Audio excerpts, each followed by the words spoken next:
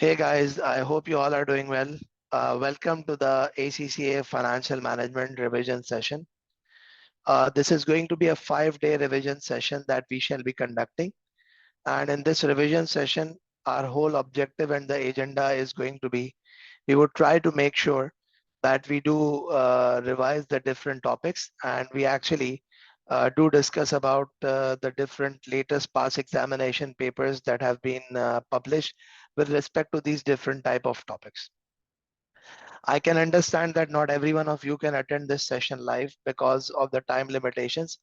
But again, I do have this limitation also that I cannot cater to everyone for the live session because of the different time zones. I do try to. This is my desire to actually cover up, but unfortunate thing is that we've got students from various time zones, and because of this, we cannot cover up. We cannot just reach out a single time zone which we would be actually targeting. So anyways, um, we are going to start off. I actually did share a schedule of the session that what exactly are the different sessions that are going to be conducted and when exactly are they going to be conducted. So let me just take you people through about the schedule that I had shared earlier also. And if I could just guide you through. So the schedule that I had shared earlier, the schedule actually looked like something like this, that we have got this 5-day revision session. The schedule is given in Pakistan Standard Time, which is the +5 GMT. I know some of you would be sleeping right now. So it's like I've divided the different days for different topics. So the topic which is going to be covered in the first day is going to be the working capital management. So I will actually do a quick revision of the working capital management, and then I will do examination questions. What I would try to do is that I would try to do the latest examination questions so that every one of you is able to see what the examiner is asking nowadays. So we would start off, and we would start off um, with the ACCA CB practice platform. And what I have actually done is that I've identified one of the questions. The name of that question, in fact, the question is actually from the one of the recent examination, and that was the December. In fact, that was basically December 2022. So what I've done is that I've identified a question from the December 2022. So what we would do is that we would try to actually do that specific question so that we could just see that how things are going to be examined in the paper and how we could address them. So I've actually assigned some of the examination papers to myself so that I could just conduct those papers with you and could take you people through. So the first question that I think is covered up with respect to working capital management is from the ACCA September-December 2021 examination paper. So ACCA September-December 2021 is what ACCA September-December 2021 is the relevant paper which we are going to start off right now. Just a second.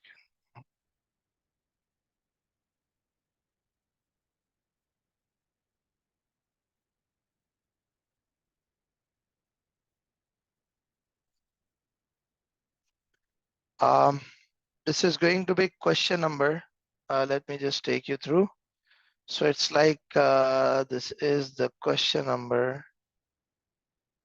Okay, I'm actually onto the ACCA CB practice platform.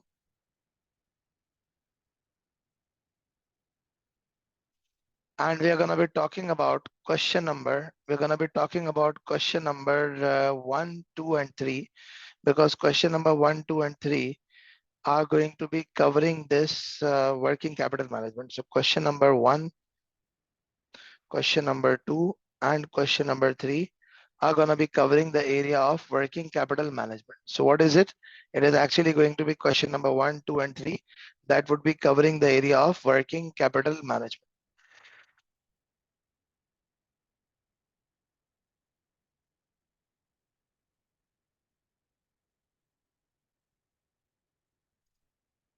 Now, let's just start off. Let's just start discussing about it. So basically, in this specific examination question, you could see that this is the typical ACCA CB examination window. And on this typical ACCA CB examination window, there are these different type of requirements that are available with respect to the question. Let me just see that how many requirements are there. So there is this A1, A2, A3. That's one requirement. Then we move on to the next one. So there is this part B also. Okay. And then we move on to this there. So there is this part C also. So there are these three requirements A, B, and C, which we are going to be covering when we would be talking about this question on the working capital management. The name of the question is Candy Company. The name of the question is Candy Company. Now, before I go on to do this question, let's just go through each one of the requirements of the question, and let's just try to see that how exactly should we be handling these requirements. So the first requirement, I'm not reading through the question, I'm just trying to explain to you that how we could potentially answer this question. The first requirement is calculate the financial effect and on Candy Company of accepting the bulk purchase discount. So you have to talk about that what is going to be the financial effect on Candy Company of a bulk purchase discount. So let's have a quick discussion that how do we deal with the situation of bulk purchase discount. So you see, amongst the working capital management, there is an area which is about the payables management. And with respect to the payables management, there are things that we need to understand. In fact, one of them is a payables management and one of them is an inventory management. Now, the relevant area in this scenario is about the inventory management. Because whenever an organization is maintaining an inventory, so there are multiple costs associated with maintaining the inventory. What are those multiple costs associated with maintaining the inventory? So the two major costs of maintaining the inventory are called the holding cost and they are called the ordering cost. So the two major costs that are involved in management of the inventory are the holding cost and the ordering cost. What exactly is this holding cost all about? The cost associated with holding of the inventory. And these costs could include multiple things. These costs could include the insurance cost. This cost could actually include the warehouse cost, security cost, obsolescence cost, etc., etc., etc. So there could be multiple types of costs that a company could be incurring when it is managing, when it is holding the inventory. So what every entity tries to do is that they try to minimize this holding cost. Every entity, what they do is that they try to minimize the holding cost. Now, if I move a bit forward and if I talk further, so there is this next thing which is called the ordering cost. And when we talk about the ordering cost, so what exactly is the ordering cost all about? The ordering cost is cost of placing the order. And there are multiple things with respect to cost of placing the order. This is the negotiation cost. Negotiation cost. Then at the same time, there is this transport cost. There is this handling cost.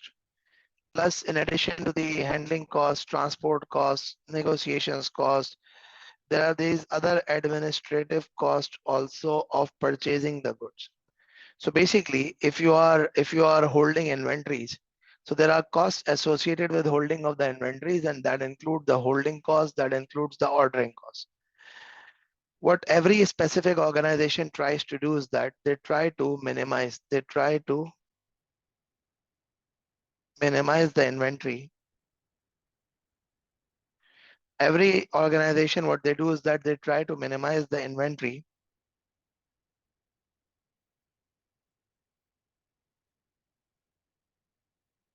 holding and ordering cost. I repeat, every single organization, what they try to do is that they try to minimize the inventory holding and the inventory ordering cost. Now, a lot of organizations, what they do is that they follow the EOQ model, which is the economic order quantity model. I repeat, a lot of organizations, what they do is that they follow the EOQ model, which is the economic order quantity model. Under this economic order quantity model, what happens is that the order size is such that we are able to achieve a situation where the cost of holding the inventory is equivalent to the cost of ordering the inventory. The cost of holding the inventory is equivalent to the cost of ordering the inventory, and this situation is valid only when there is no buffer stock.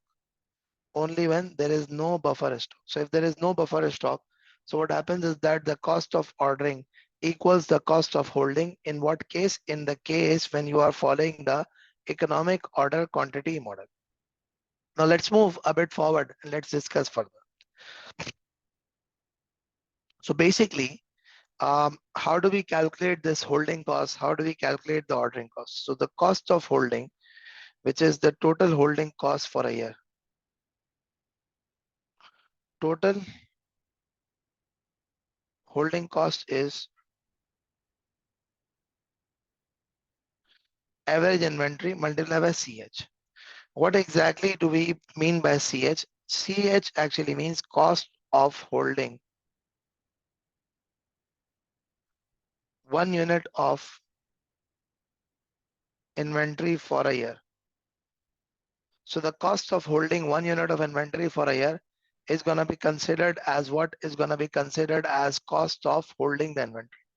So when we talk about what, when we talk about the total holding cost, the total holding cost is like this: average inventory multiplied by the CH. Average inventory multiplied by CH. CH is cost of holding 1 unit of inventory per annum. And when we talk about the average inventory, how do we establish the average inventory? The average inventory is like without any buffer stock. In case if there is no buffer stock, the average inventory is order size divided by 2. So if you are placing order for 2000 units, 2000 divided by 2 is the average inventory. But in case if as a company you have got the buffer stock, in case if as an entity, if as a company you have a buffer stock, so how exactly are you going to be calculating the average inventory? The average inventory is going to be calculated like this. You would say buffer stock plus order size divided by 2. It is actually going to be buffer stock plus order size divided by 2. So in case if there is a buffer stock, the average inventory is buffer stock plus order size divided by 2. So basically, the first thing is that you should be able to see that how do we establish the holding cost of the inventory. So in order to establish the holding cost of the inventory, what we do is that we say the average inventory multiplied by cost of holding 1 unit per annum. Now the next situation that we have is we have to establish the ordering cost also. So how do we establish the total ordering cost? So when we talk about the total ordering cost, the total ordering cost is like this.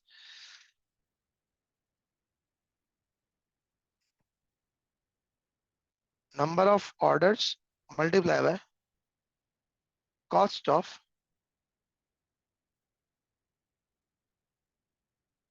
placing one order. So number of orders multiplied by cost of placing one order. And when we talk about the number of orders, I repeat, when we talk about the number of orders, how do we establish the number of orders? The number of orders are established like this. Number of orders are established like this, which is annual demand divided by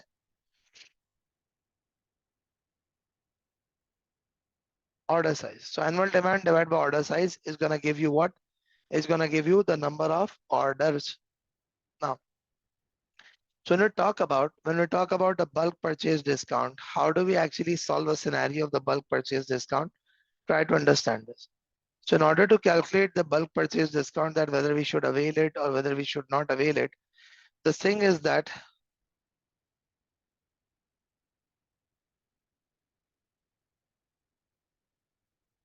whether to avail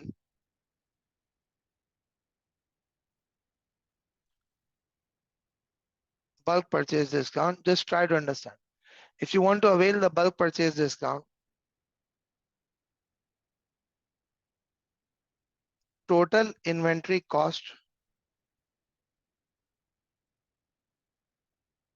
under current order size is to be compared with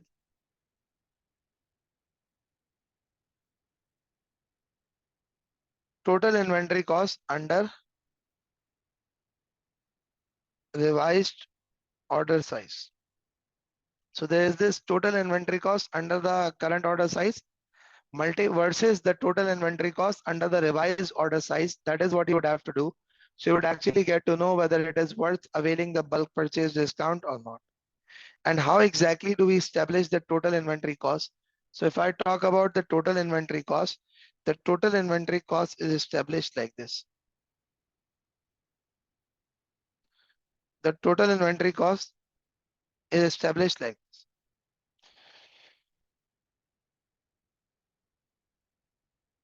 Purchase price of the inventory,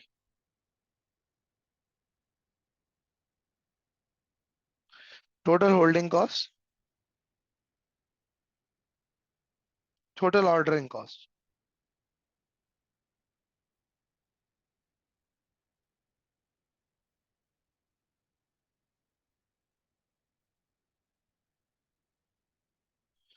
So resultingly, this is what the total inventory cost is going to be, which is the purchase price plus the total holding cost plus the total ordering cost.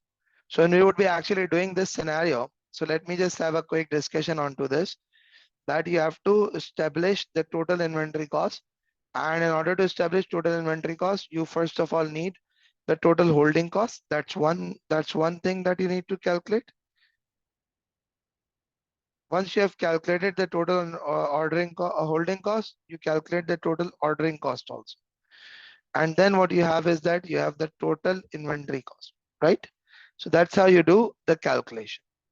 Now, so one of the situation is that calculate the financial effect on accepting the bulk purchase discount. So we have done that.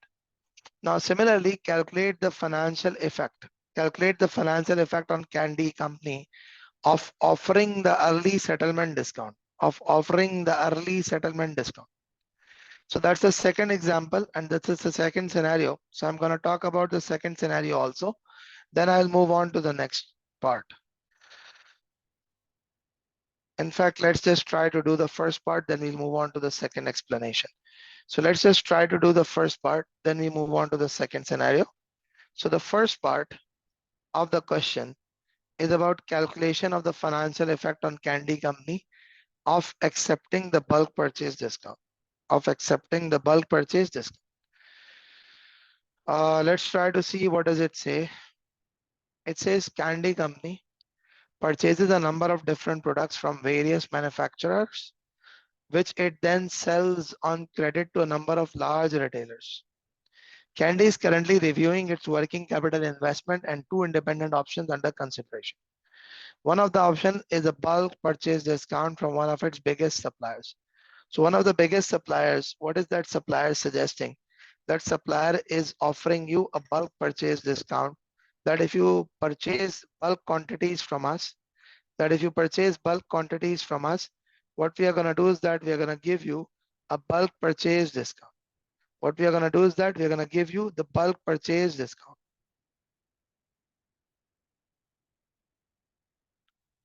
Right? That's one thing that that's the biggest supplier, the largest supplier is offering. Now, what is the bulk purchase discount? Because the question's requirement was that you have to establish the financial effect of the bulk purchase discount, whether that bulk purchase discount is going to be beneficial for you as an entity or whether it is not going to be beneficial.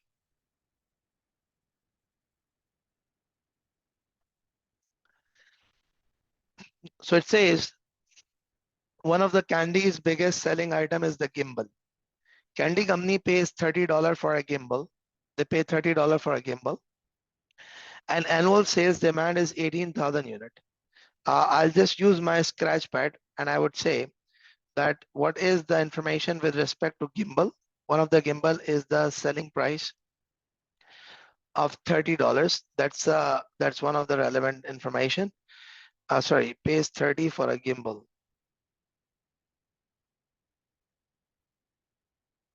purchase price is $30 and annual sales demand is 18,000 units.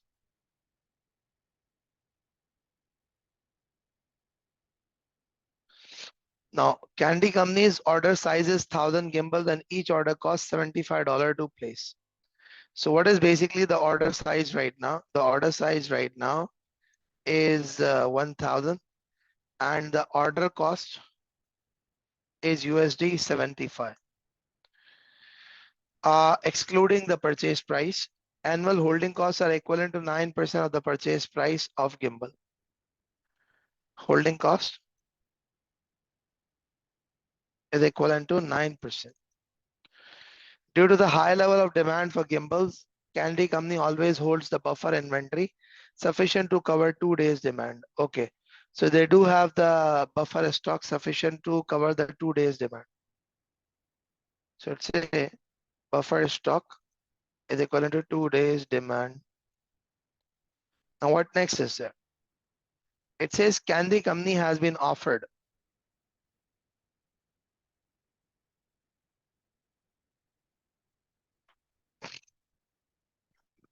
Candy Company has been offered a bulk purchase discount of 1.5% of the purchase price if the company increases the order size to 1,500 gimbals.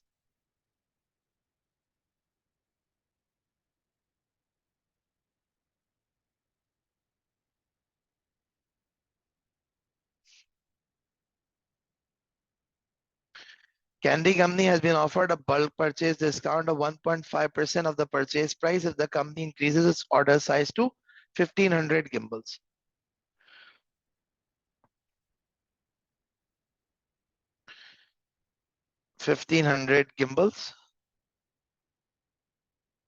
Discount at offer is 1.5% of the purchase price. Although this is 50% more than the size of the current order quantity, Candy feels it has sufficient storage to accommodate, but annual holding cost would increase to 10% of purchase price.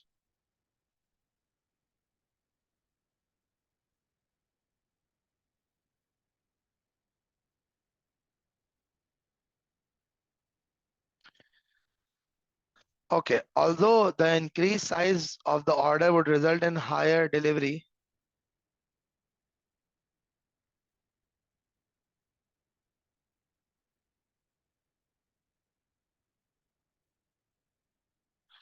also the increased size of the order would result in higher delivery costs, increasing the cost of placing an order by $25 per order. If accepted, Candy would still maintain a buffer inventory to cover 2 days demand.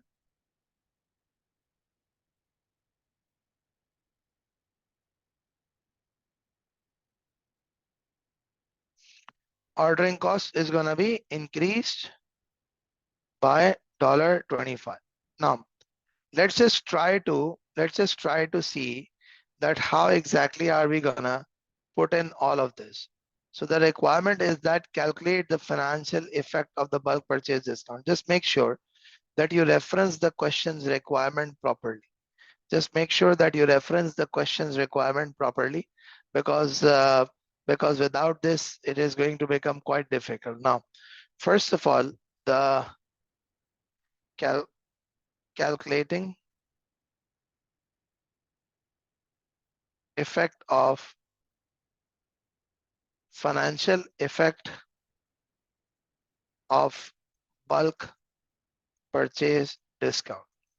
Let's try to calculate the financial effect of the bulk purchase discount.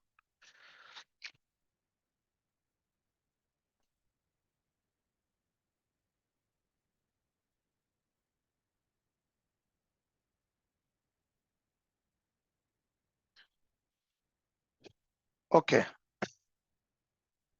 Existing inventory cost calculation. Purchase price is equivalent to $30 multiplied by 18,000. $30 multiplied by 18,000.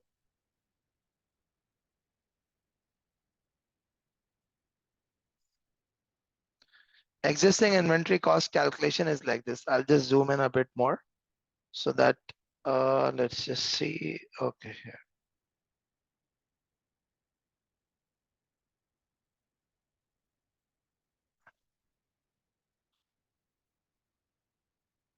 Okay, it has to be 100%. Let me just zoom the screen a bit, because if I zoom the spreadsheet, it becomes a problem. So I would rather play with zooming in this specific thing. Okay, so the purchase price is this, the holding cost and the ordering cost need to be calculated. For holding cost, we need to do some calculation. Cost of holding per unit is 9% multiplied by $30. Average inventory, average inventory is gonna be, order size, which is, sorry, first of all, let's try to establish the buffer stock. So the buffer stock is gonna be how much? It says the buffer inventory sufficient to cover 2 days demand. Has he mentioned anywhere that how many number of days per year you have to assume? Here he has mentioned assume that use a 360-day year for all calculations. So we'll be using 360 day per year for all calculations. Now the buffer stock is for 2 days, right? So if your annual demand is 18,000, the buffer stock is going to be 18,000 divided by 360 multiplied by 2. So it's going to be 100 units. 2 days demand is 100 units.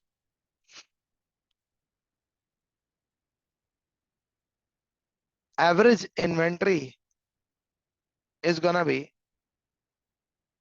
buffer stock, which is this, plus order size, which is 1000 divided by 2.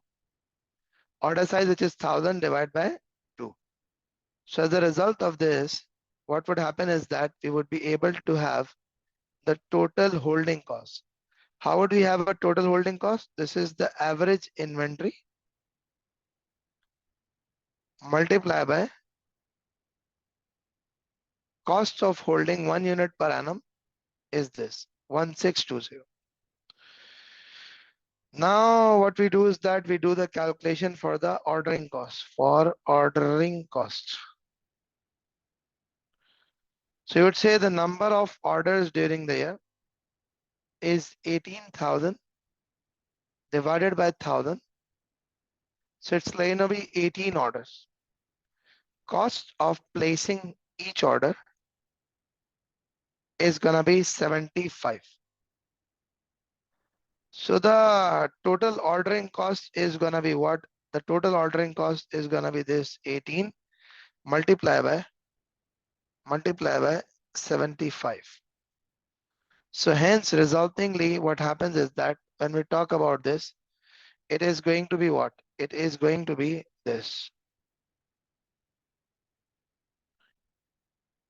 Total inventory cost.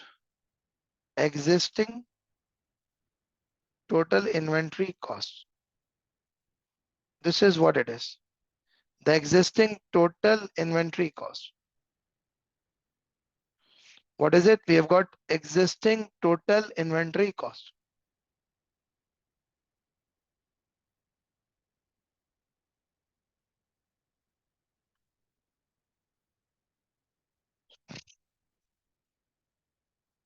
Now let's move a bit forward. And what I'll just do is that I'll just copy this whole here and I'll paste it down, because I would be using the same revised inventory cost calculation.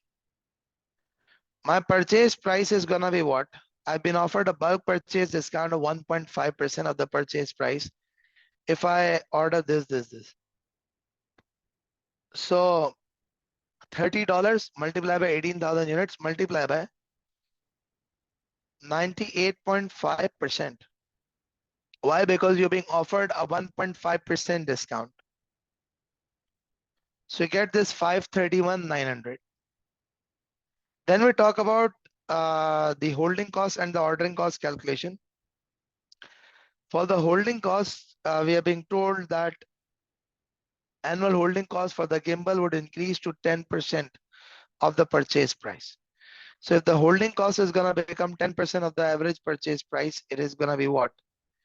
We're going to say 10% multiply by 30, but multiply by 98.5%. Why? Because the purchase price is also revised. Now, what is the buffer stock going to be? It says that buffer stock would always be still be 2 days. Okay, so it's going to remain the same. But the average inventory is going to change a bit because your order size is going to be 1500. So your average inventory is going to be 850 units. And if on the basis of this, if I do the calculation B32, which is the cost of holding, multiply by average inventory, you get this answer. You get this answer. Now, with respect to the ordering cost, the number of orders are going to change. It is going to become 18,000 divided by 1500. The cost of placing each order would become $100 because it is going to increase by $25. And hence the cost of holding is going to become 1200. So now what happens is that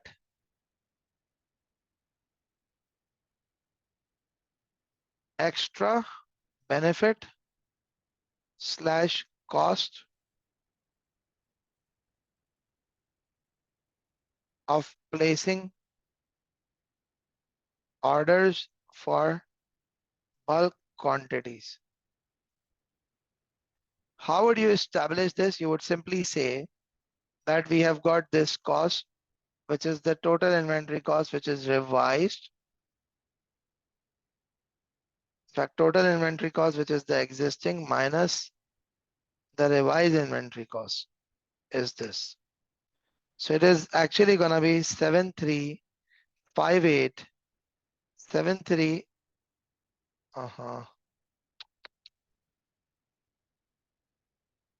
Okay, it is going to be 7358.25.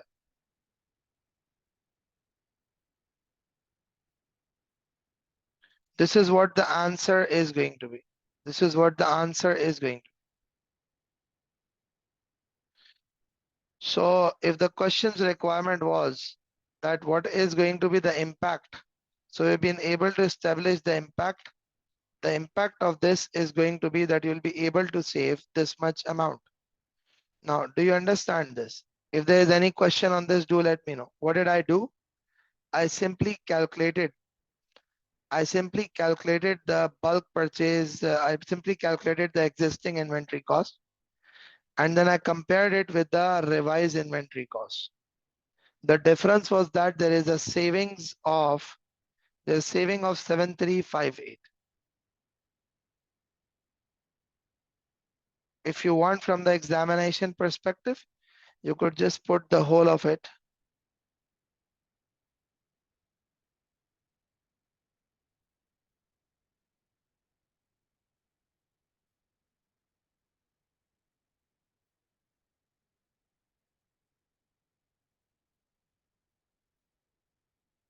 And similarly, you can do it the same for the existing inventory cost calculation also.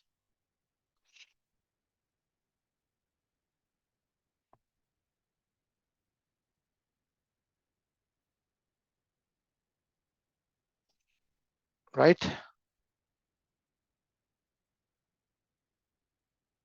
So this is how it is. This is what it is.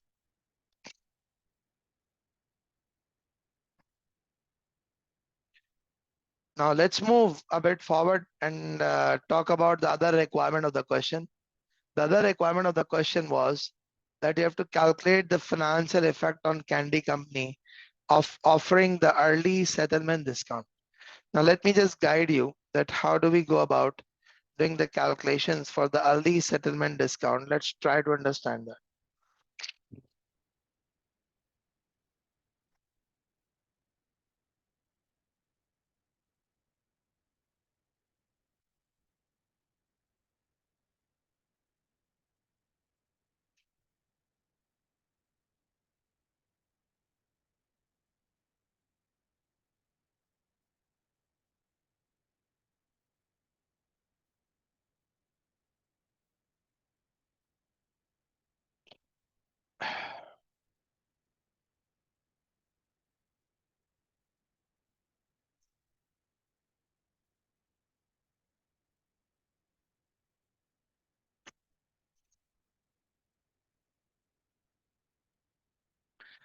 Okay, if I talk about the offering of the early settlement discount, let's just start discussing this. See, what happens is that your customers, let's say, your customers take 30 days to pay, and you're offering your customers that pay us in 10 days.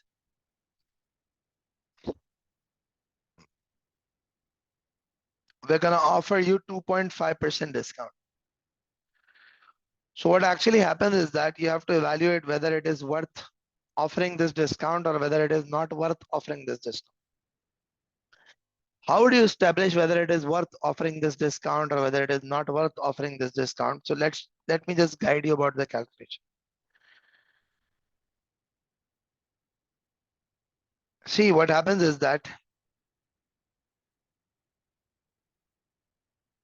there's something called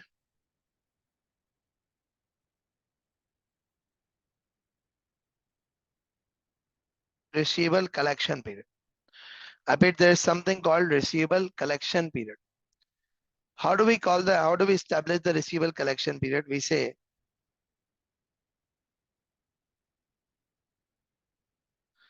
average receivable divided by sales multiplied by 360.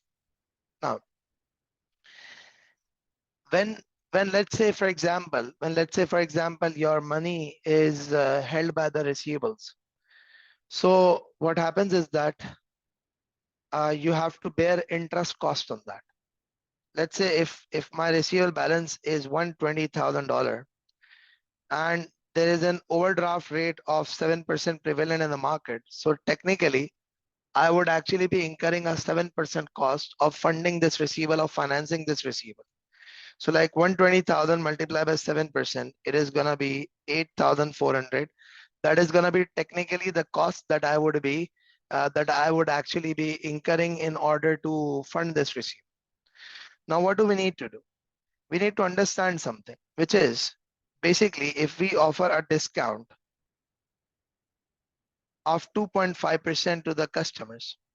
So automatically what happens is that the revised receivable balance would reduce, right? So if the revised receivable balance would reduce, what would happen? Just try to understand this. Basically, what is going to happen is that your existing receivable was $120,000 and you incurred a finance cost or you had an opportunity cost of what? Of 8,400 on those receivables. Now, what's going to happen? You would simply do it like this. You would simply say that, okay, if the discount is 2.5% and the revised receivable balance, so what would happen is that you would say the cost of discount and the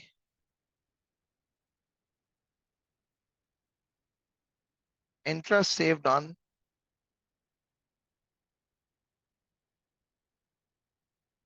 receivable. On the basis of this, you would be able to establish what?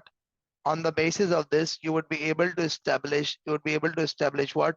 You'll be able to establish whether it is worth giving the discount to the customers or it is not worth giving the discount to customers. How would we do it? We would just try to solve it through one of the examination questions, which was there. So just try to see that whether it is worth availing the discount or whether it is not worth availing the discount, offering the discount. Now it says calculate the financial effect on Candy Company of offering the early settlement discount, So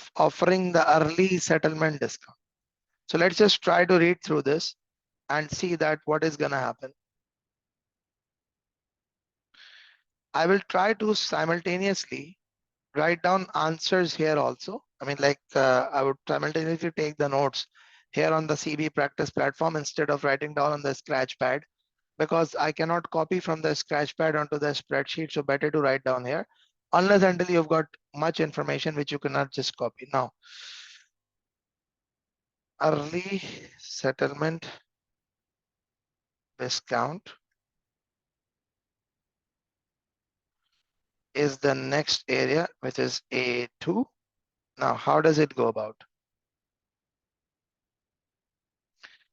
It says Candy has a total credit sales of $45 million per year. And all of the Candy's customers are equal in terms of sales value. Although Candy's credit term require payment in 30 days only, 60% of its customers pay on time.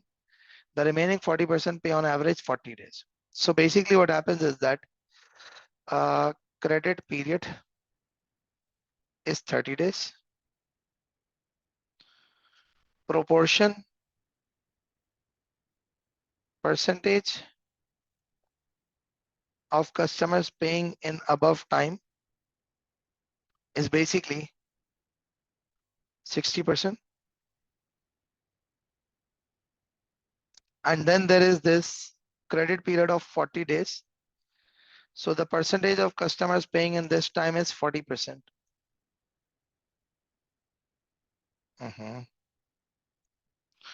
Okay, now what else is there?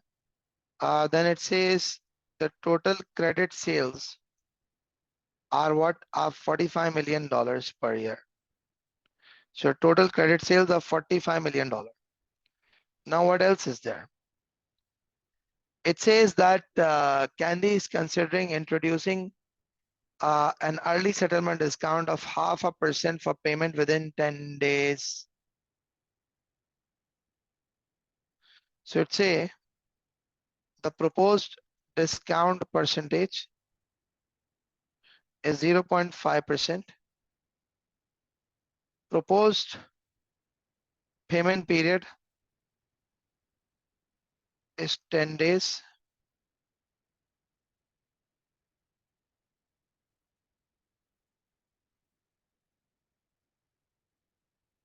And then it says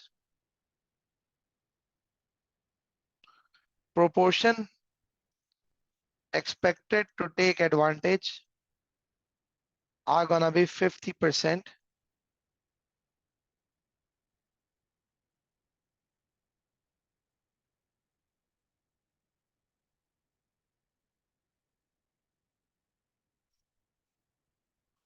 Okay. And then I'll just copy this just so that I could just incorporate the other. The credit period 30 days, the remaining 20%.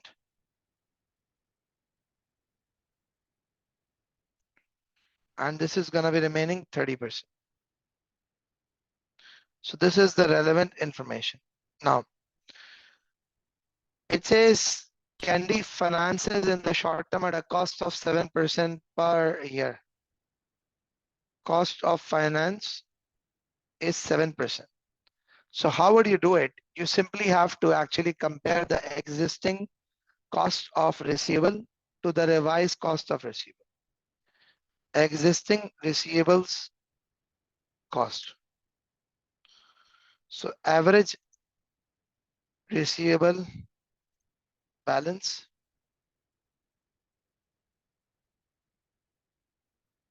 cost of finance. For average receivable balance,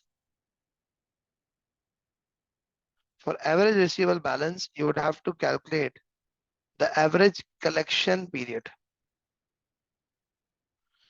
The average collection period is gonna be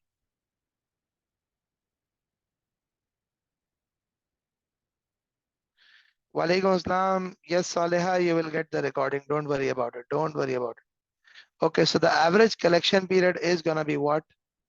The average collection period is gonna be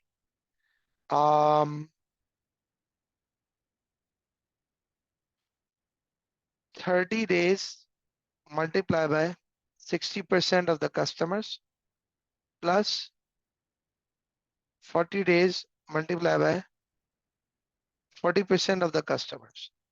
So the average collection period is what? Is 34 days. I paid the average collection period is what? It is 34 days. Let me just zoom in a bit. Okay, average collection period is 34 days. So average receivable balance is gonna be, because I told you what the receivable collection period formula is. which is the receivable collection period is average receivable divided by sale multiplied by 360. So how would we go about it? We would say average receivable collection period of 34 days multiplied by the credit sales, which was 45 million, and this is all gonna be divided by 360 is gonna be the average receivable balance, 4.25 million. So average receivable balance is 4.25 million. The cost of finance is gonna be 4.25 million multiplied by 7%. So 0.2975 million. So this is the existing cost of finance. This is the existing cost of finance, right? So we have talked about the existing receivable cost. The existing cost of finance is 0.2975. 0.2975.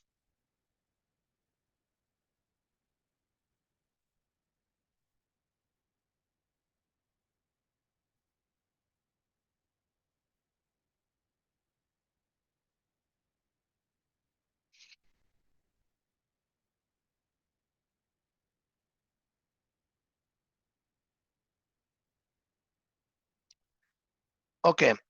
Now for the revised cost of receivables.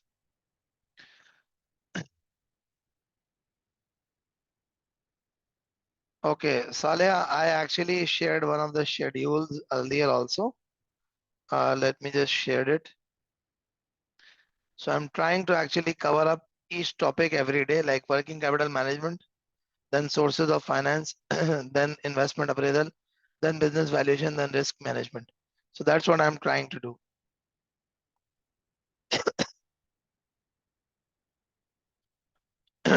Okay, now this is the revised cost of receivable. Now what next is there? For the revised cost of receivable, you need the average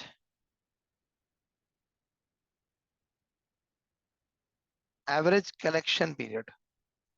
How do we get the average collection period? Because we know this thing that it is going to be what? It is going to be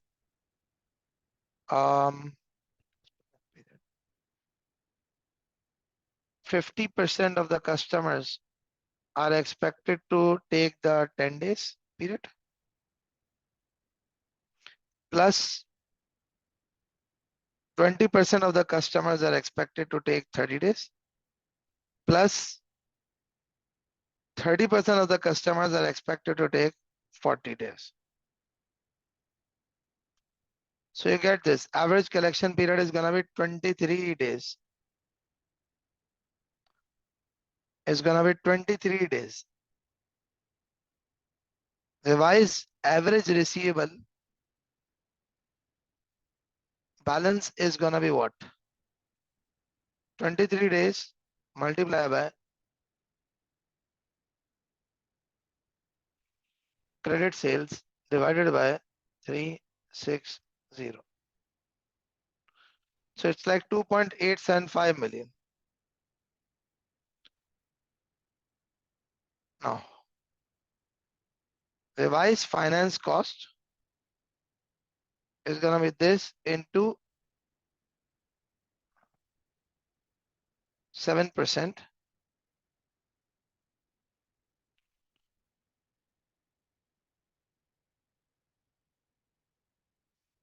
Cost of discount is gonna be what? Is gonna be 45 million of the sales multiply by what? 0.5% multiply by 50%, because 50% of the customers are expected to take the discount. So that means it is gonna be 50% of the sales. So 0.1125. So the sum of this is gonna be 0.31375 million.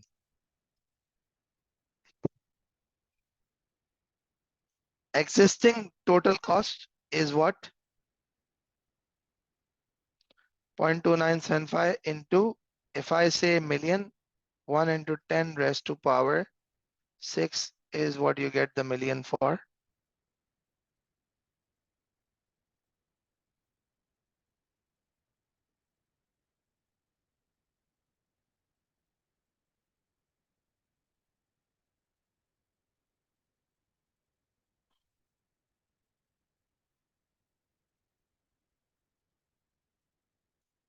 Revised total cost is what?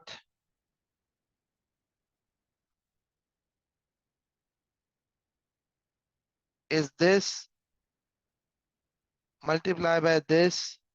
So hence, extra cost. So there's an extra cost that's being incurred if you offer the discount and if the pattern goes like this. If you offer a discount and if the pattern goes like this, there's an extra cost that is being incurred. There's an extra cost that is being incurred. So basically what happens is that for the early settlement discount, existing receivable cost was one of them.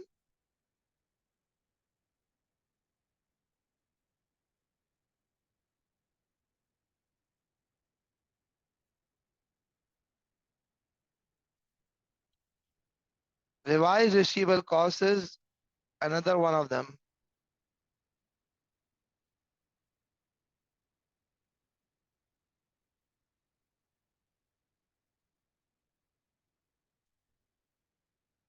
So then what we have got is that we have got the total cost.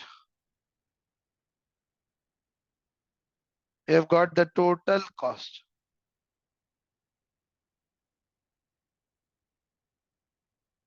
What have we got? We've got the total cost.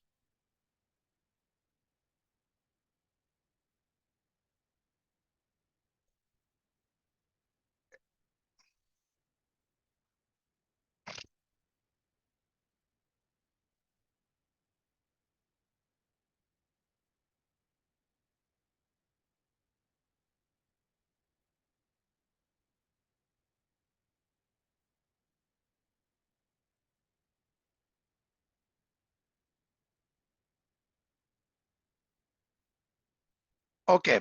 So now requirement is using your results in 1 and 2 above, comment on financial acceptability to candy of each of the options. So obviously you would only be accepting the option which is going to be beneficial. So this is requirement part 3.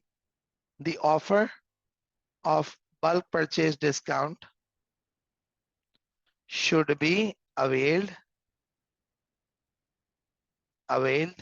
as it will give a total benefit of it will give a total benefit of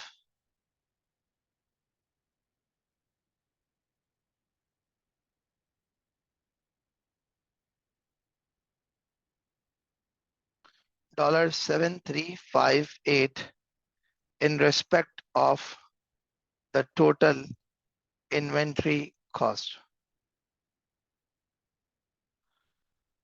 The offer, the proposal of offering early settlement discount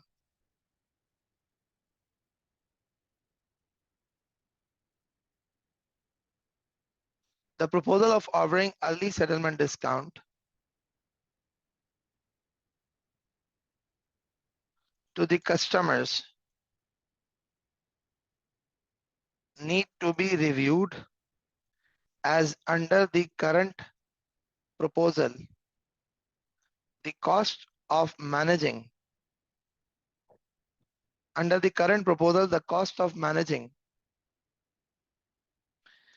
the receivables will increase by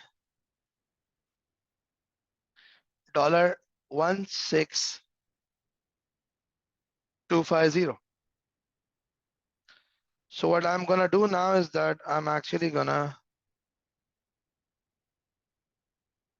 wrap the text onto this, and this is what the answer is gonna be. Now, in case if any one of you have got any questions, you're most welcome to ask. In case if any one of you have got any questions, you're most welcome to ask, please.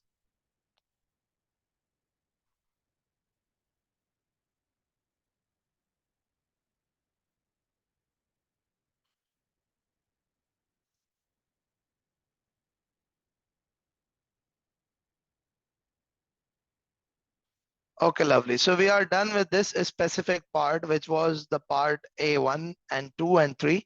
This was one of the past examination questions pertaining to working capital management, and it covered up the inventory management. It covered up the receivables management also. Let's move a bit forward and move on to the next areas of the question.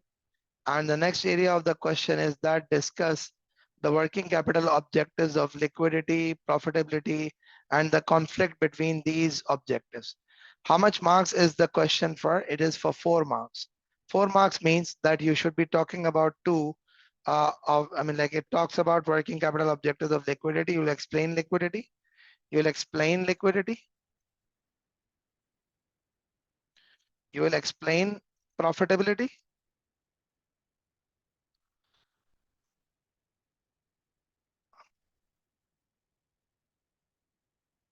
and you would discuss the conflicts between both. You should be quote some examples.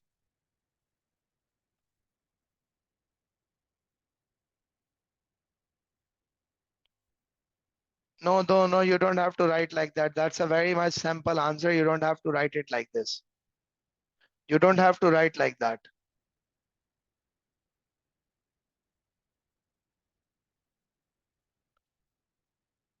Just write in a simple format. Just write in a simple manner.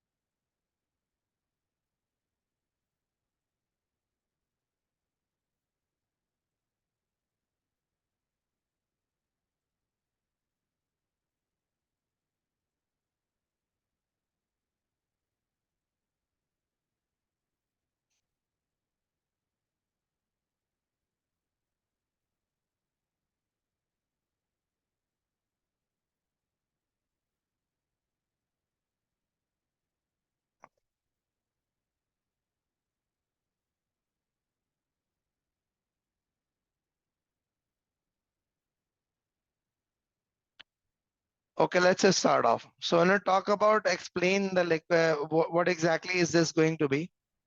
So we would talk about this. Liquidity is the ability of an entity to pay the debts as and when they become due. This would mean that the entity has sufficient cash available at the right time to pay for salaries, expenses, interest, debt, repayments, etc., etc., etc. Profitability is the earning that an entity does from its business, including the gross profit, the net profit.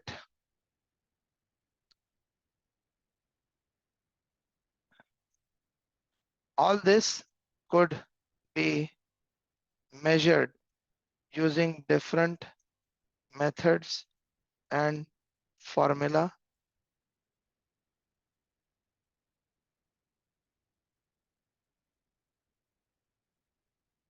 There is a conflict between the liquidity and profitability in such a manner that if a business tries to increase its liquidity, it may have to compromise on profitability and vice versa. This is because both are conflicting objectives like to enhance liquidity, you may offer your customers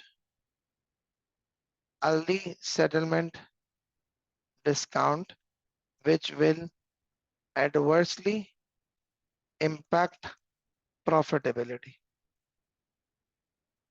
Similarly, you may want to do the bulk purchase. You may want to settle the suppliers early to avail discounts, but that would deteriorate the liquidity position of the entity as you will have to pay before time. Same is the case with the inventory management also.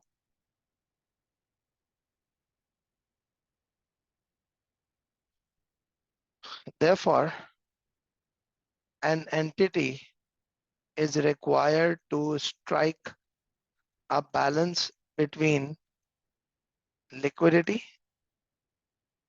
and profitability.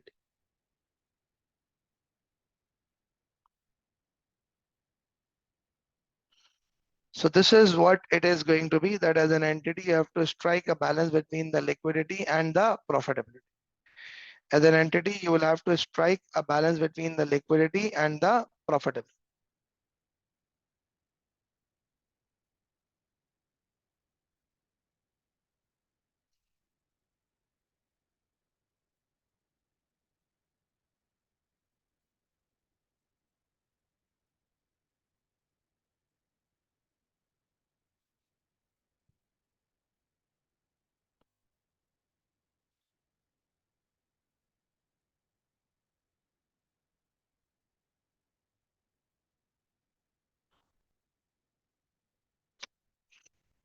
Right?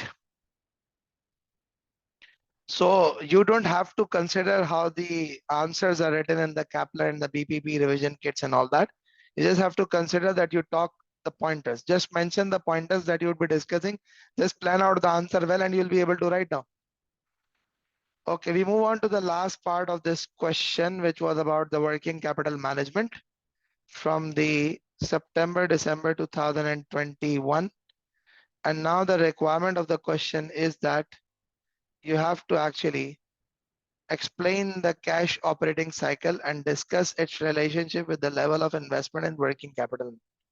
So you have to talk about the cash operating cycle, that what exactly is the cash operating cycle all about, and what is the relationship of the cash operating cycle with the working capital level investment. So now, see again, what we need to do is that we need to write down the answer in such a manner that we are able to talk to the points. Just plan out your answer.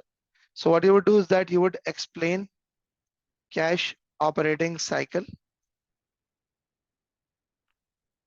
You would explain what is meant by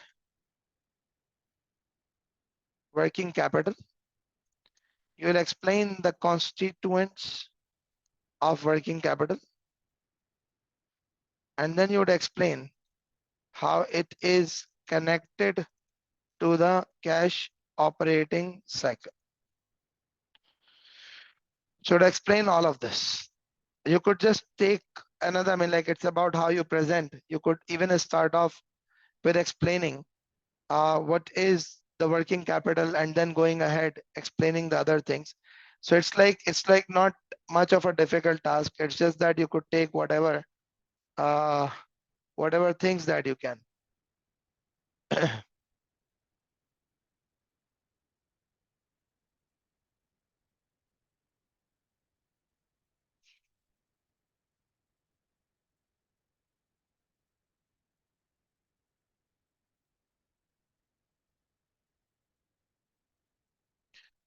Okay, let's try to see this. So basically, what you could do is that you could just say I can just write down the answer like this. I can say working capital is the current assets less the current liabilities. So mainly the current assets would include the inventory, receivable, cash, etc. And the current liabilities would include payables, payables, ODs, etc.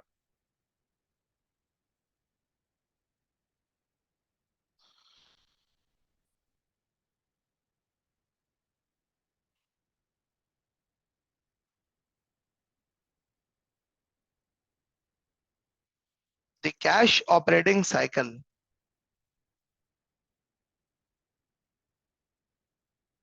is defined as the time required to recover investment in working capital. Cash operating cycle is determined as inventory holding period is determined as the sum of inventory holding period plus receivable collection period less payables payment period. The cash operating, the longer the cash operating cycle, it suggests that greater the investment in working capital is. The shorter the cycle, it would suggest that the investment will be shorter. So in order to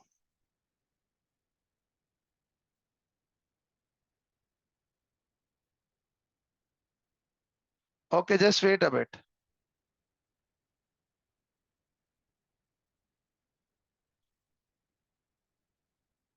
So a longer cash operating cycle would mean that it is taking longer to sell inventory, recover receivable, and the customers are being paid early, leading to a greater investment in working capital. However, a shorter cash operating cycle would suggest better management of the working capital in terms of all of the inventory,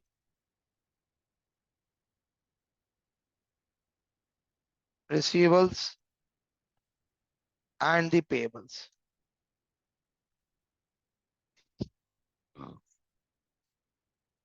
So if you want to write down the answer, this is how you would probably be doing. I repeat, if you want to write down the answer, this is how you would probably be doing.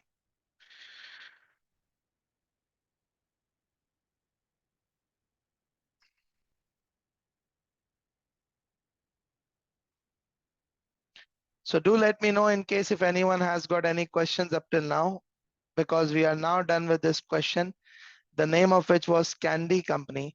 And this question was from the September-December 2021 examination. So we now move forward and we talk about the additional aspects of the working capital management.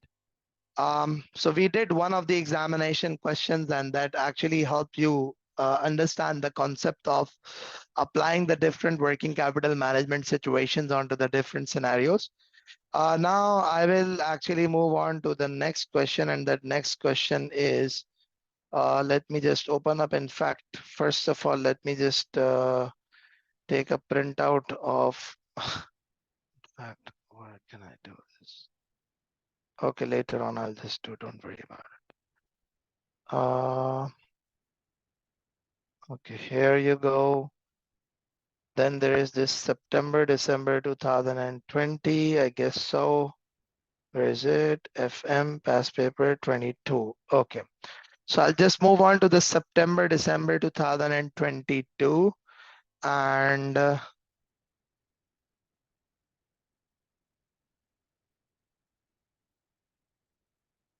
again, we are onto the section C.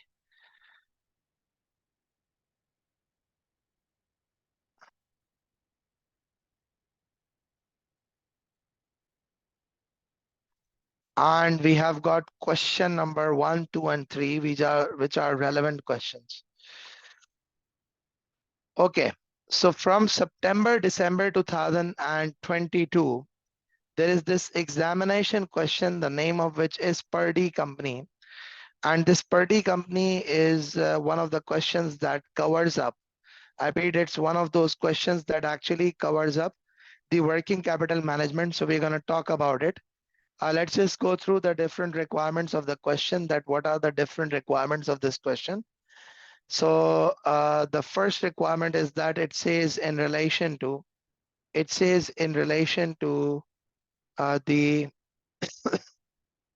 Purdy company's potential change of supplier. Calculate the total annual cost relating to chemical X for both the current and potential suppliers. So you have to talk about the total inventory cost. Then it says calculate the value of average investment in chemical X inventory for both the current and potential suppliers.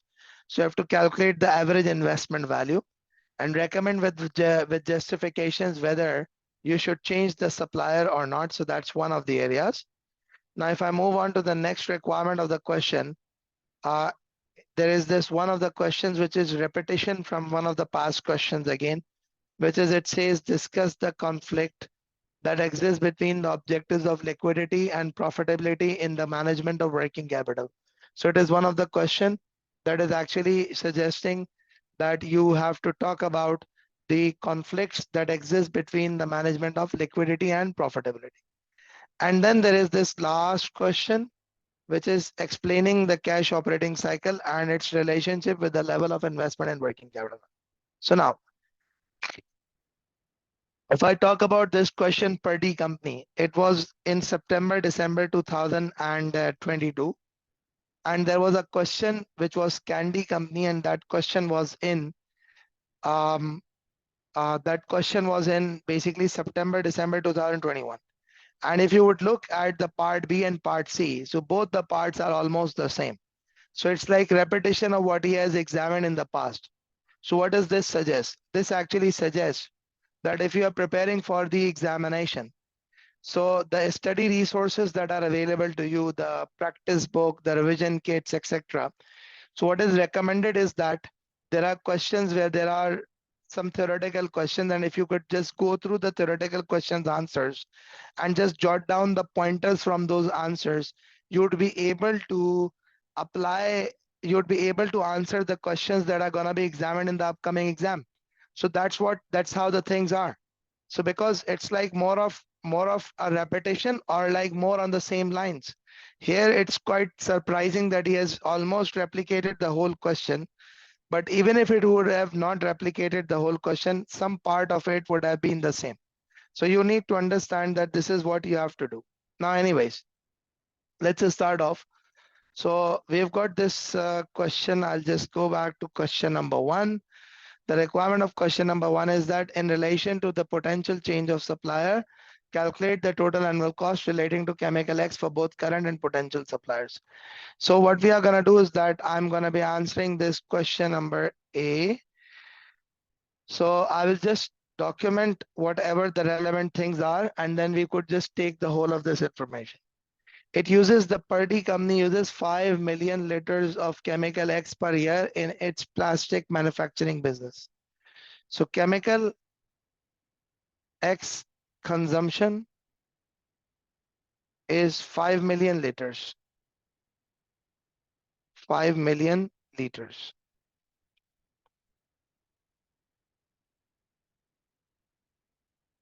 It's 5 million liters.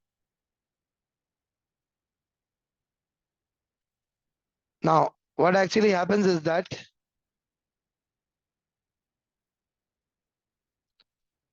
it says chemical X cost per D company $2.5 per liter per year to store.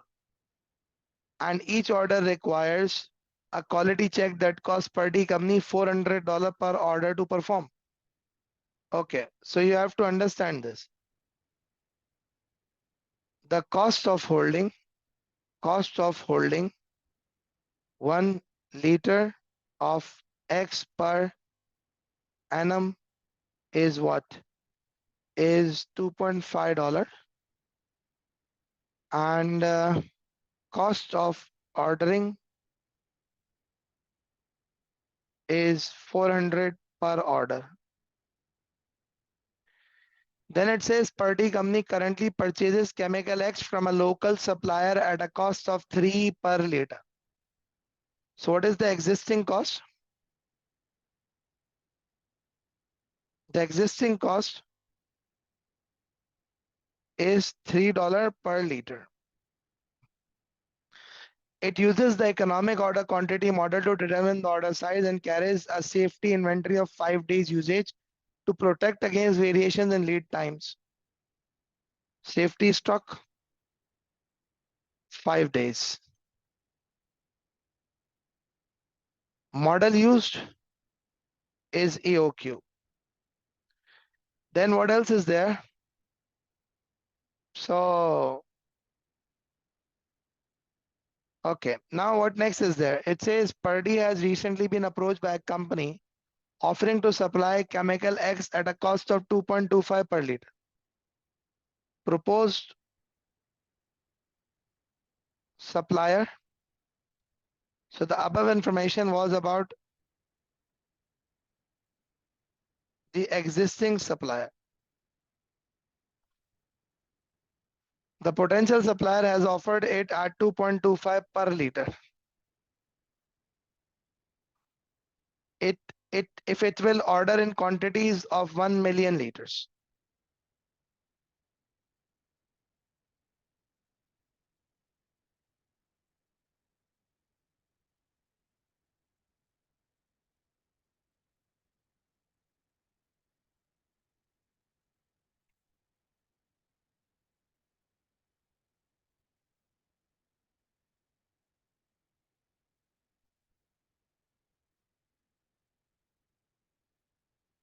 Okay, 1 million liters per order. That's 1 million liter per order.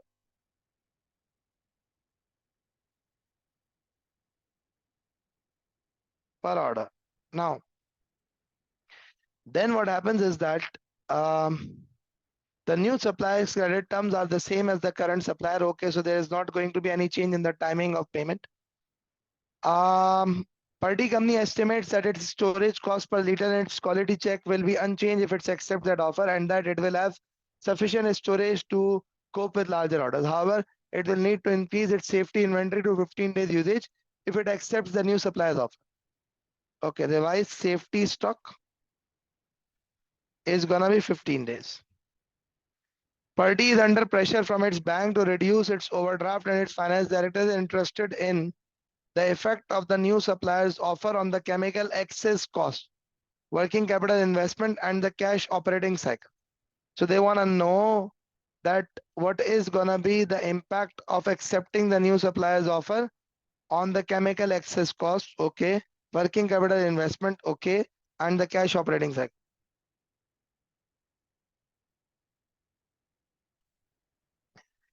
This line is quite important because you would have to actually answer this requirement somewhere or the other. Now it says party company operates for 365 days a year. It operates for 365 days per year, means that whatever calculations that you will do, that will be on the basis of 365 days. So 365 days is what you are going to do the calculations based upon. You'll do the calculations based upon 365 days. What is it going to be? It is going to be based on 365 days.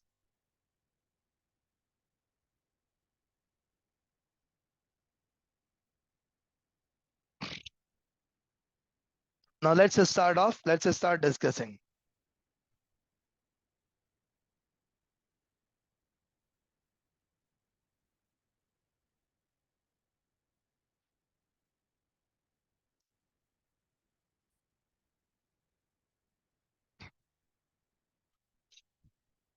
So the requirement of the question is calculate total annual cost relating to chemical X for both the current and the potential supplier.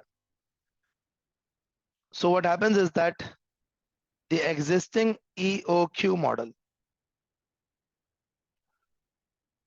So we have to establish the EOQ, the order quantity. The EOQ is to be established.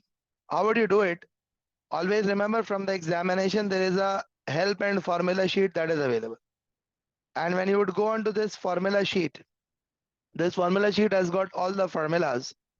And one of the formulas is about the economic order quantity calculation also, which is 2COD divided by CH, and this is all under root. Now let me just guide you how would we apply this.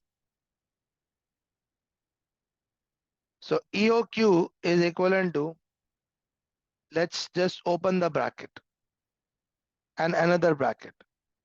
2 into cost of ordering is 400 into the annual demand, which is 5 million. So I'm just converting this 5 million. I'm converting this 5 million into millions. I'm not just saying 5 million. I'm converting this into number, actual number. So how would I do it? Multiply by 1 into 10 raised to power 6. So what is it?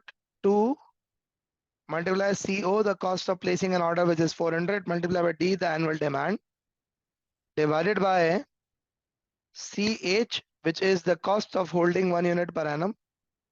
This whole power bracket 1 upon 2. Why? Because it's all under root. It's all under root. So under root is power 1 upon 2. So resultingly what happens is that this existing EOQ model would make the economic order quantity to be this many number of units. So your order size, the existing order size is this many number of units. Now, so if I have to calculate the total inventory cost, how would I do it? I would say purchase cost. The purchase cost is gonna be 5 million units. Multiply 1 into 10 raised to power 6, multiply by purchase cost is gonna be the number of units multiplied by the existing cost, which is 3 per liter. Existing cost, which is 3 per liter. So you get the total cost. What do you get? You get the total cost,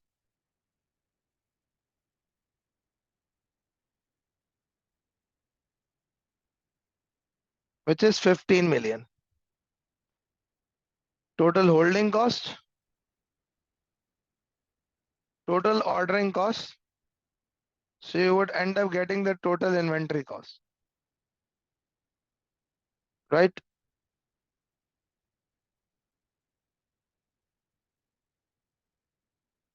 Now, let's try to see this. So if I talk about the existing holding costs, first of all, I need to know the safety stock. I need to know the average inventory.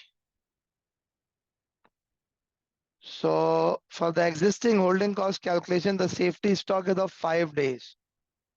So how would you do that? You would say 5 million liters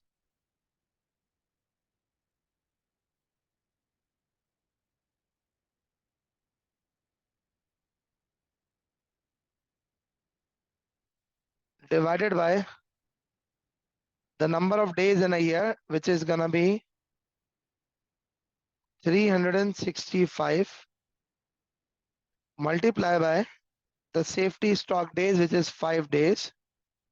So resultingly, the safety stock is this, and the average inventory is gonna be this, plus the safety stock is this divided by 2.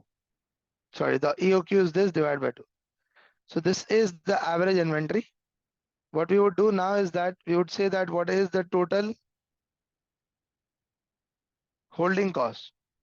So total holding cost is gonna be this, which is the average inventory multiply by cost of holding 1 unit per annum,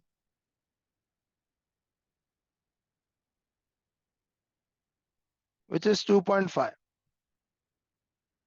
Now if I talk about the existing ordering cost, the existing ordering cost is gonna be number of orders. How? 5 million units divided by EOQ, the order size. It will give you number of orders, which is 125.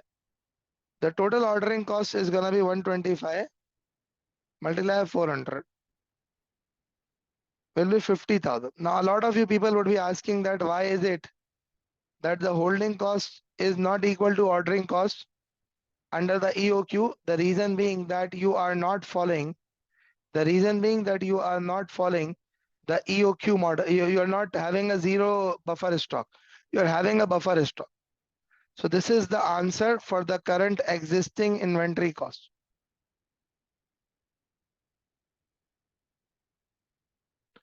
Whenever you are holding a buffer stock, whenever you are holding a buffer stock,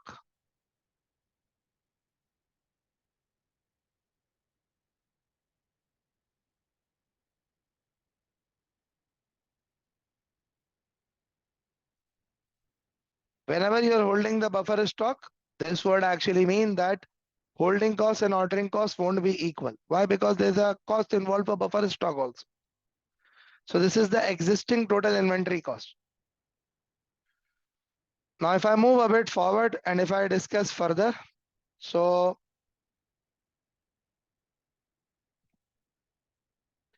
there is this also the revised inventory cost. I would just copy this whole. I will have to rectify the formulas.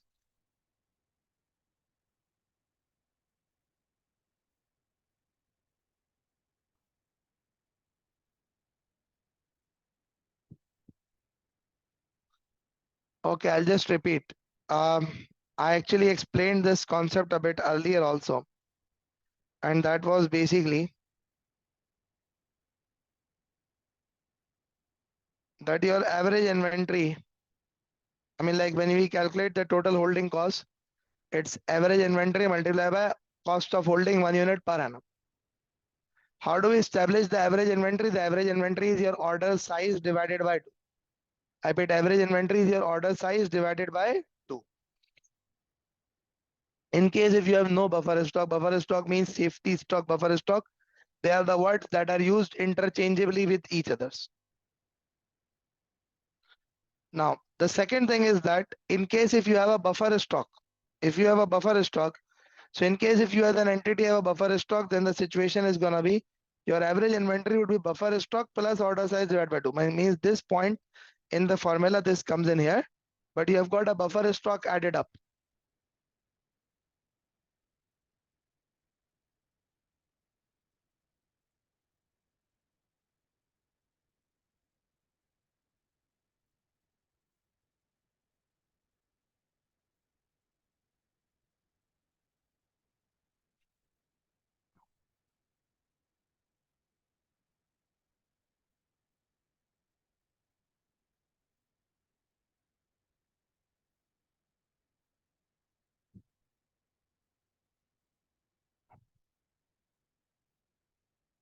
Okay, let me just take you through again now. So now if I have to calculate the revised inventory cost, how would I do it? I would say purchase price. What is the revised purchase price going to be? So it is going to be equals to equals to 5 million, which is the inventory, multiply by multiply by the proposed cost, which is gonna be 2.25 per liter. For the total holding cost, the safety stock is gonna be now 15 days. So we have got 5 million units. We have got what? We have got the 5 million units. We've got the 5 million units divided by 365 multiply by the revised amount, revised number of days, which is 15 days. So safety stock is gonna be this. The average inventory is gonna be C42, which is the safety stock plus order size. The revised order size is gonna be 1 million units. Okay, what I'll just do is that I'll just convert this into 1 million so that I don't have to put the formula again and again.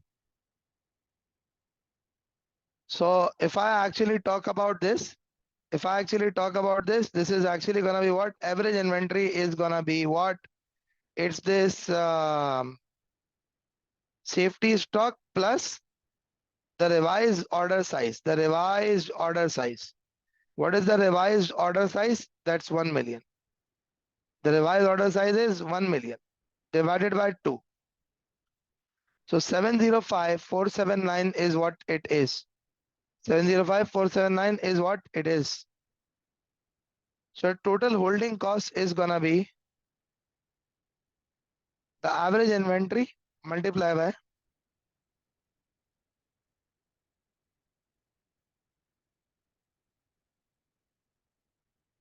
holding cost, which is 2.5. The ordering cost is gonna be based on the total number of orders. How would we know the total number of orders? Simply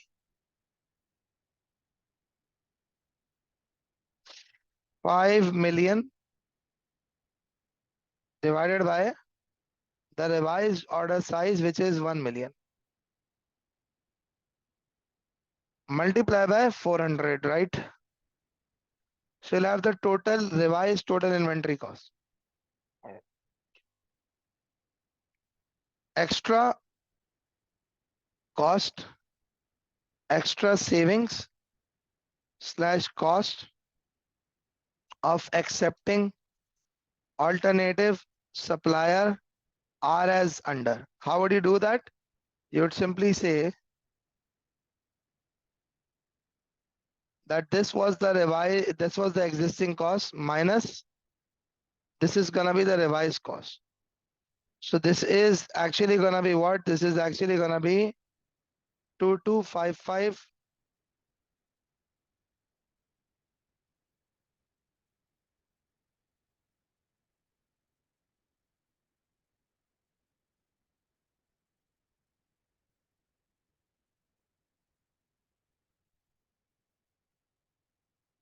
So it's like 2255334 is what it is going to be.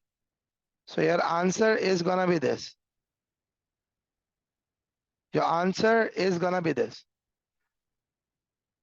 The extra cost of accepting the alternative supplier is gonna be this. In fact, the extra savings, it's a savings that's gonna arise. 2.255 million. What is it gonna be? 2.255 million.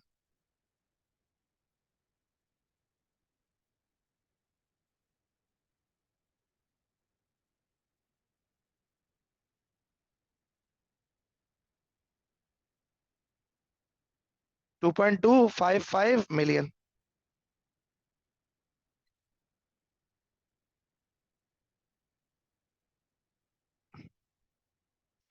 Now let's move on to the question. The questions requirement was calculate the total annual cost relating to chemical X for both the current and potential suppliers. We have done that. Calculate the value of average investment in chemical X inventory for both the current and the potential supplier. Now, that is something that we have to establish. The value of average investment in the chemical X inventory for both the current and the potential supplier. So you have to establish the average investment. You have to average investment.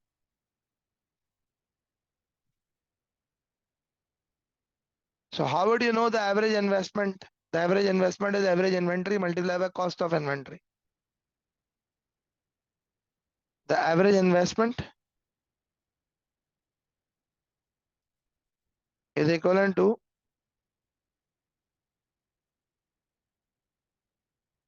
cost per unit multiplied by average inventory, right? So it's like cost per unit multiplied by average inventory. So your average investment is gonna be what? Your average investment is gonna be cost per unit. So you would say existing and we would say revised. The existing is gonna be cost per unit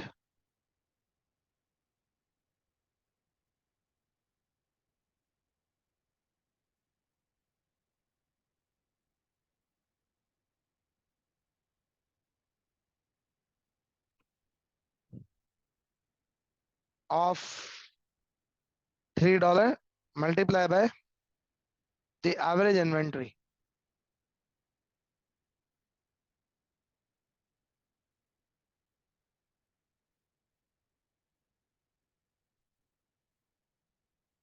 So 265,479 is the average investment in the inventory.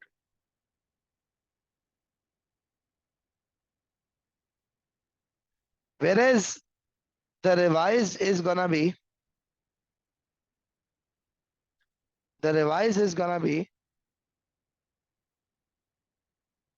2.25 multiplied by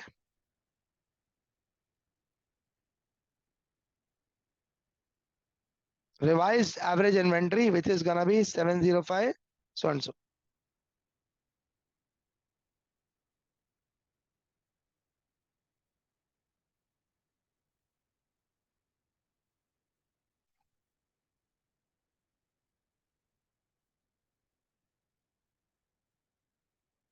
Okay, see.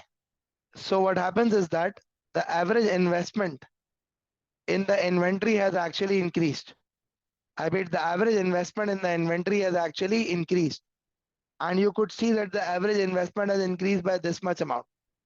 What has happened is that the average investment has increased by this much amount.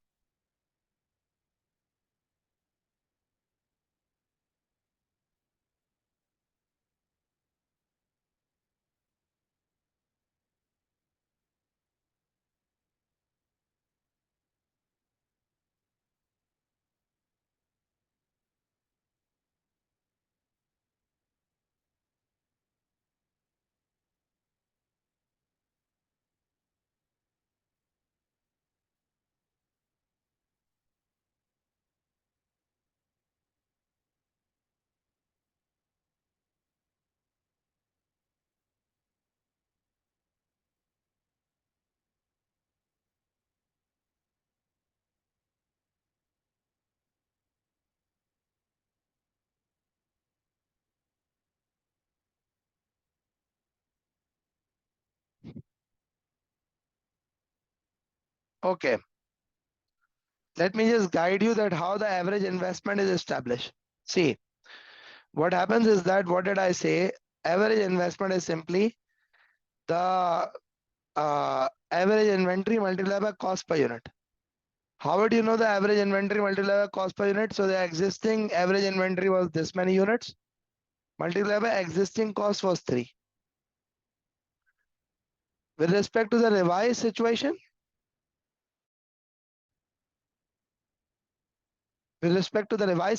again, we would say, what's the revised average inventory? This much. What is the revised cost per inventory? It's 2.25. So resultingly, this is how the average investment would look like.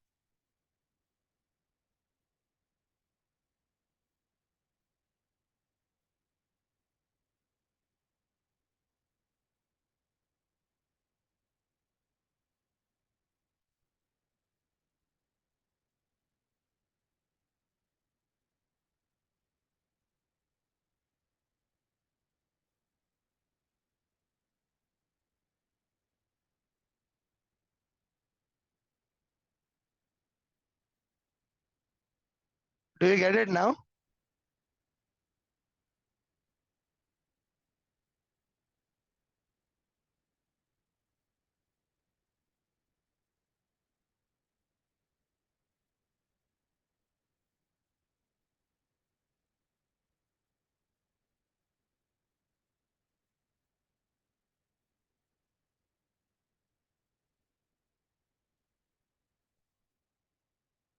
Okay, now let's just see. The last requirement of the question is that it says recommend with justification whether Purdy company should change its supplier or not. So now let me just guide you whether he should change the supplier or not. I did not use the ordering cost, I used the cost offered. Okay, what are your suggestions? Do you think that we should change the supplier or we should not change the supplier? Do you think we should change the supplier or we should not change the supplier?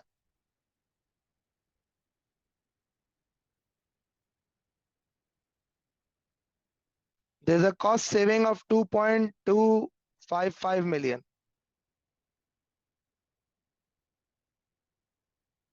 But the average investment would increase.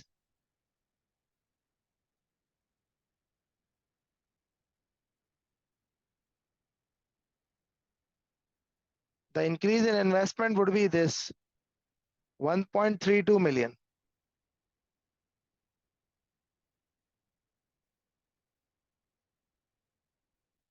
The increase in investment would be 1.32 million.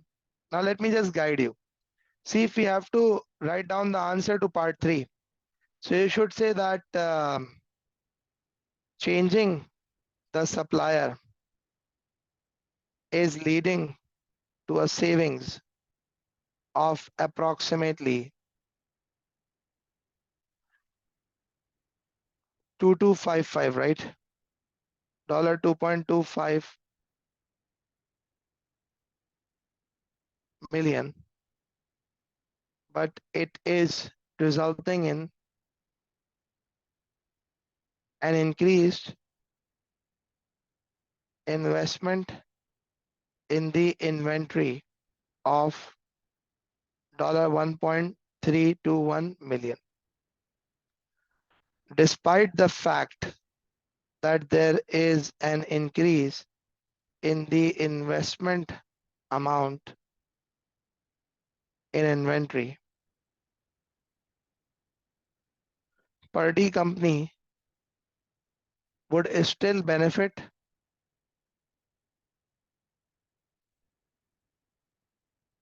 from the cost savings, and that would increase the available cash.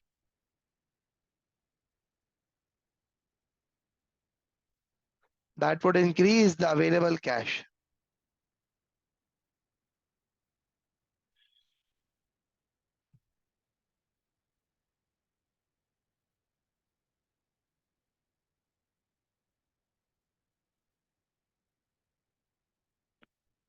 Plus, additionally, what you would do is that you would also talk about it that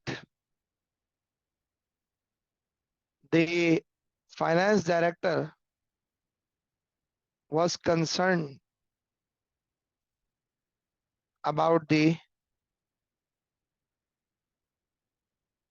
working capital and the cash operating cycle. So the impact would be that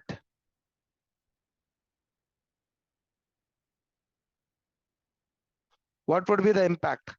Your inventory investment would increase. Your inventory investment would increase, is it? Because when you would invest more in the inventory, because your average investment is going to go up, although you are having cost savings, although you are having the cost savings, but your average investment would go up.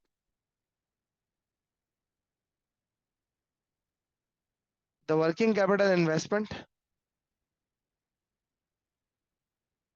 and the cash operating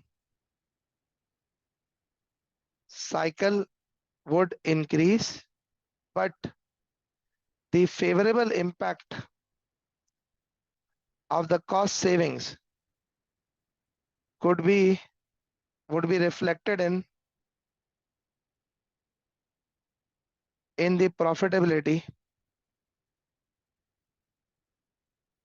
and it could be used to settle the overdraft due. So it is recommended that party should change the supplier, as it will be able to bring about a favorable change to profitability, enabling entity to pay off the overdraft balances.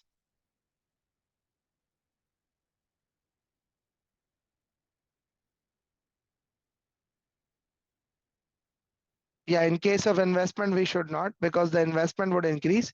But overall, you see, just think about it. Okay, my working capital is gonna get stuck a bit because I will be holding a larger amount of inventory. But overall, my total annual cost of goods sold would reduce, so that would enhance my profitability.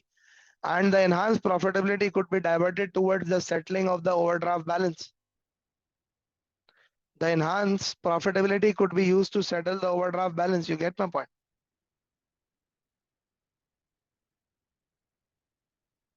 It could be used to settle the overdraft balance, right? You get it?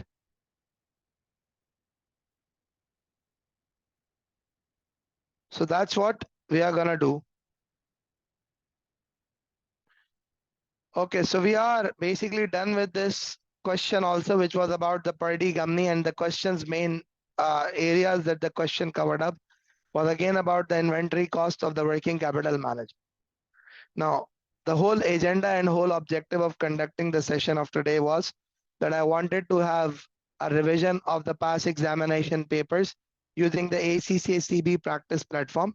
And the topic that we had to cover up today was about the working capital management. Now, there are some revision videos also available for the working capital management that I've done in the past. What I'll just do is that I'll just make it available so that you could just practice the additional areas also, like there could be some cash management things and all that. Now, there is one question that one of the students asked, and that question was that I'm confused about the difference of funding and the difference of investment. So like, what's the difference between working capital investment and working capital financing? So if you are confused to know about the difference between the working capital investment and financing, let me just guide you. See, what happens is that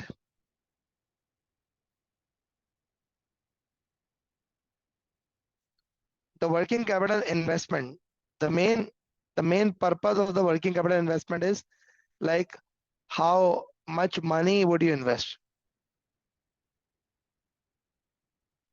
It's the amount of investment. Like what inventory levels do you want to manage? How much cash do you want to hold? How much money would be stuck with the receivables, so on and so forth. Similarly, when we talk about the working capital financing, so basically there are three different type of policies with respect to working capital financing, and that is called aggressive, that is called moderate,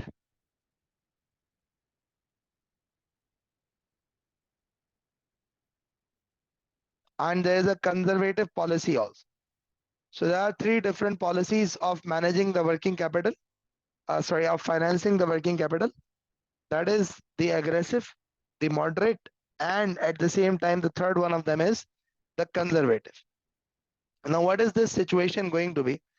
So aggressive policy is that where what happens is that, I mean, like in order to understand these policies, there are two things that you need to understand,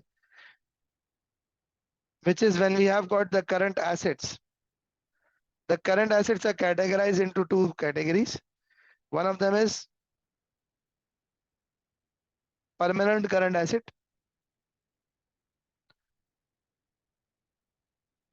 The other one of them is called fluctuating current assets. So just to give you a bit of an idea, we did talk about the inventory management right now. Let's say if we talk about the buffer stock, how are you financing your buffer stock? Let's say if you are talking about the buffer stock is a permanent sort of inventory. It would always be there. When you talk about the buffer stock, it's a permanent inventory. It would always be there.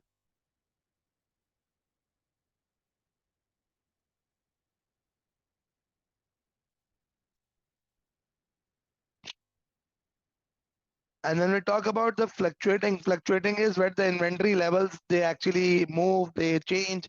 That's called fluctuating current asset. So when we talk about the fluctuating current assets, the fluctuating current assets is like when the inventory increases over and above this. So see, for example, this is your buffer stock.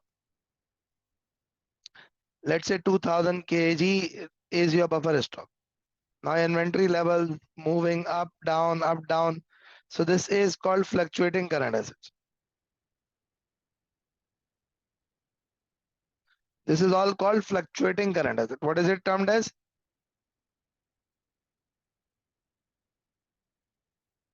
It is termed as fluctuating current asset. What is it termed as? Fluctuating current asset.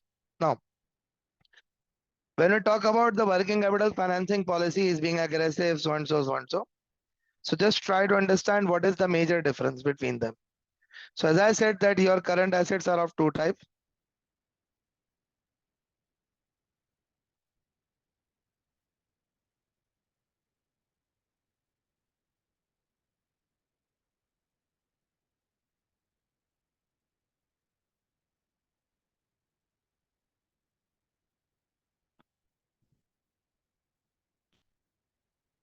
Now see, what actually happens is that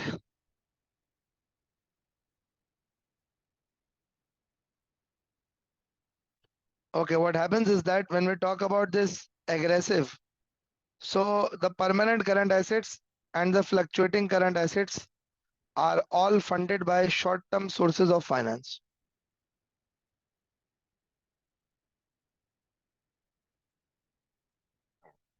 This moderate policy is also termed as matching policy.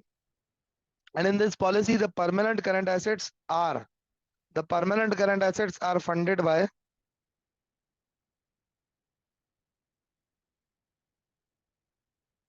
long-term source of finance. The fluctuating current assets are funded by short-term source. Then what we have is a conservative policy where we have got what?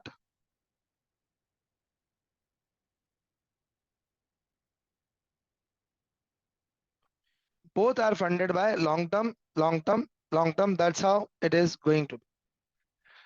So that is basically the working capital financing policy where we have actually talked about that how the working capital financing operates. Now, there is one more question that the student is asking, and that is basically that what do you mean by the investing policy of the working capital?